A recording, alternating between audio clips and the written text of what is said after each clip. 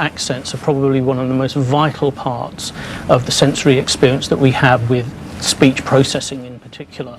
And that's why places like this, a contact centre, are really been stuck between a rock and a hard place, I think, in terms of trying to delight a customer that calls in, because they have no other aspect of sensory experience. They don't have any visual clues, they don't have anything at all, they don't know the person that they're speaking to on the telephone.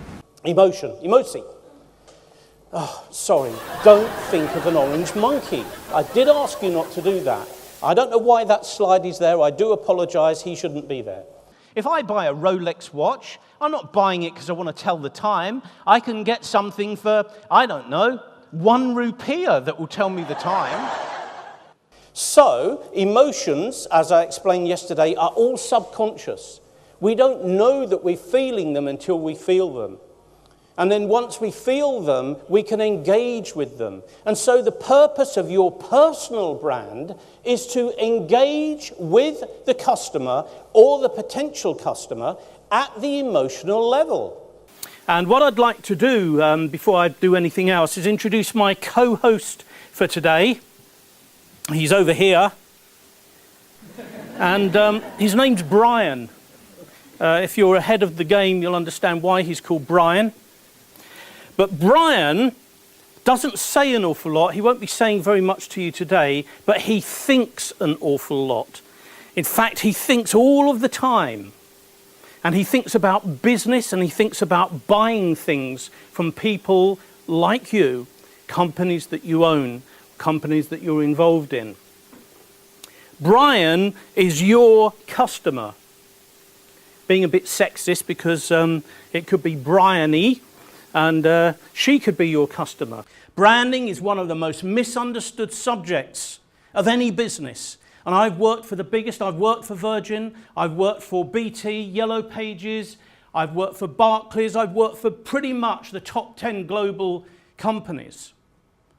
And the number of people that understand what branding is really all about, in even those companies, you could probably count on the finger of one finger.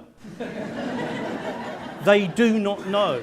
They think it's about technology and CRM systems and all of this kind of stuff, when actually branding is only about one thing, and that's psychology. And if you don't understand a little bit of psychology, and incidentally, most marketing courses never teach psychology. I don't get that at all, but they don't.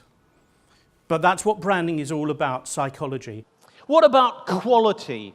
Oh, I'm sure all of you in your business say, we're quality, we offer quality. Well, of course you do, don't you? Whoever says we offer bad quality? But what does quality mean? It's a meaningless word, because you can only understand quality if you compare it to something else. But nobody compares it to anything else. They're stupid enough to just say, we offer quality. Well, so does everybody. And what about value? Good value. We provide good value. What does value mean? Absolutely nothing. Meaningless. Because it's a comparative word. You have to compare it with something else before you understand what it is that you're talking about. By then, you've switched off. The unconscious brain is the decision-making brain, because there's this little thing called the amygdala in your brain. It's 2 little almond-shaped things that literally hijack all your emotions, literally hijack all your decisions and makes them for you. It takes all of the sensory input, and we'll be hearing from another speaker about sensory use, takes all the sensory input, compares it to things that are already in its unconscious mind, including the imagination, makes a judgment on what the response should be, gives that response as a feeling, which then comes out as emotion. I don't care if you've been in business 1,000 years. I don't care if your great-great-great-great-great-grandfather set the business up. I'm not really that interested.